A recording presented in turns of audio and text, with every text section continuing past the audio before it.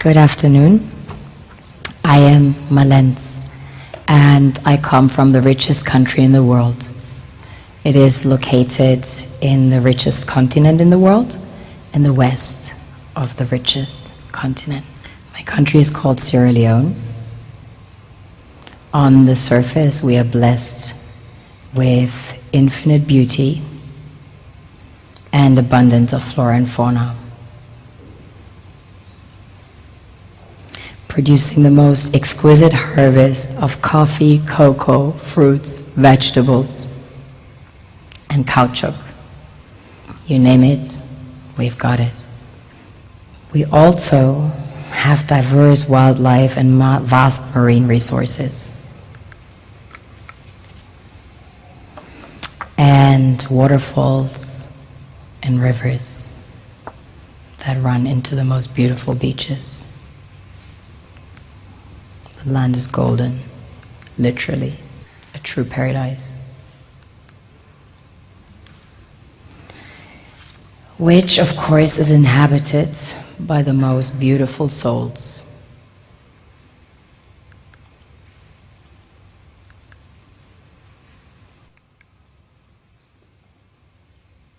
We have a very strong cultural heritage. In fact, Sierra Leone had the first sub-Saharan university. Prior to that, there was one in the kingdom of Timbuktu, which was the first university in the world, succeeding the great Gnostic schools of Egypt and Osiris. On a deeper level, we are blessed with the real treasures the kings and queens of this world desire.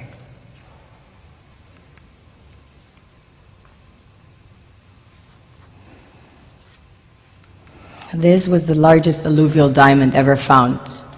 It weighs almost 1,000 carats, 969 to be precise. This beauty was found by an old lady in her backyard about 2 years ago, 125 carats. Some people mine gold in their backyards. That's quite common.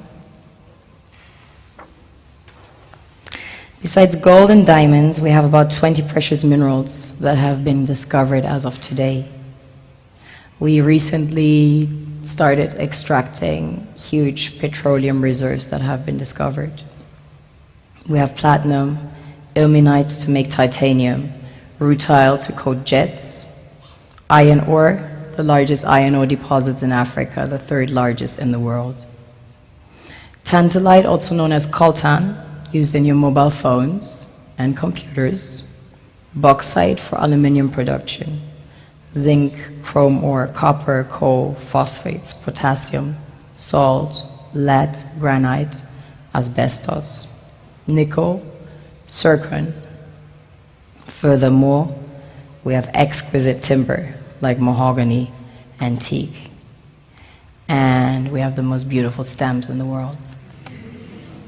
Of course, the West needs Africa's resources most desperately to power airplanes, cell phones, computers, and engines, and the gold and diamonds, of course, a status symbol to determine their powers by their core and to give value to their currencies. One thing that keeps me puzzled, despite having studied finance and economics at the world's best universities, the following question remains unanswered. Why is it that 5,000 units of our currency is worth 1 unit of your currency, where we are the ones with the actual gold reserves? It's quite evident that the aid is in fact not coming from the West to Africa, but from Africa to the Western world. The Western world depends on Africa in every possible way, since alternative resources are scarce out here. So how does the West ensure that the free aid keeps coming? By systematically destabilizing the wealthiest African nations and their systems, and all that backed by huge PR campaigns, leaving the entire world under the impression that Africa is poor and dying and merely surviving on the mercy of the West. Well done, Oxfam, UNICEF, Red Cross, Life Aid, and all the other organizations that continuously run multi-million-dollar advertisement campaigns depicting charity porn to sustain that image of Africa globally. Ad campaigns paid for by innocent people under the impression to help with their donations. While one hand gives under the flashing lights of cameras, the other takes in the shadows. We all know the dollar is worthless, while the euro is merely charged with German intellect and technology, and maybe some Italian pasta. How can one expect donations from nations that have so little? It's super sweet of you to come with your colored paper in exchange for our gold and diamonds. But instead, you should come empty-handed, filled with integrity and honor.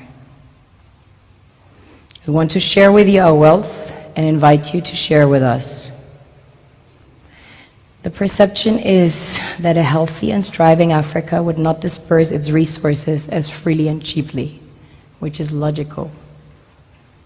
Of course, it would instead sell its resources at world market prices, which in turn would destabilize and weaken Western economies, established on the post-colonial free meal system.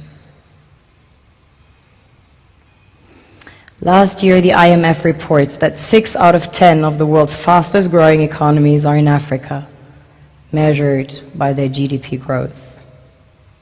The French Treasury, for example, is receiving about $500 billion year in, year out, in foreign exchange reserves from African countries based on colonial debt they forced them to pay. Former French President Jacques Chirac stated in an interview recently that we have to be honest and acknowledge that a big part of the money in our banks comes precisely from the exploitation of the African continent. In 2008, he stated that without Africa, France will slide down in the rank of a third world power. This is what happens in the human world, the world we have created. Have you ever wondered how things work in nature? One would assume that in evolution the fittest survives.